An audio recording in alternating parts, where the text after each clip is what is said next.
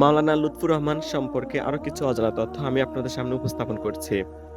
লুৎফুর রহমান সাহেব এলাকার মুলি সাহেব নামে পরিচিত, যিনি এলাকার বয়োবৃদ্ধ তথা মা বোনদের কাছেও এক আবেগের নাম, শ্রদ্ধার নাম।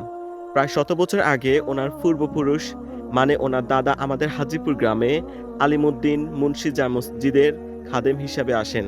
সেই ধারাবাহিকতায় ওনার দাদার পর ওনার বাবা ১২ বছর এই মসজিদে খাদেম তথা ইমাম হিসাবে দায়িত্ব পালন করেন।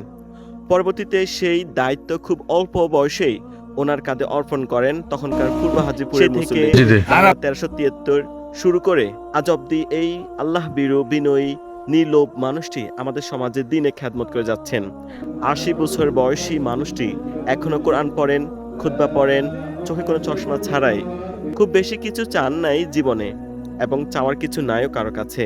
এলাকাবাসীর প্রতি ওনার কৃতজ্ঞতা ও ভালোবাসা চির অম্লান। কারোর প্রতি কোনো অভিযোগ করেন নাই। জীবনটাকে খুব সহজ করে ভাবেন, সহজভাবে চলতে পছন্দ করেন। এই মসজিদের পরতে পরতে তথা প্রতিটি গাঁথনিতে লেগে আছে ওনার ঘাম, ওনার শ্রম। আর তার বিনিময়ে পরকালে আল্লাহর কাছে জান্নাতটাই শুধু চাওয়া।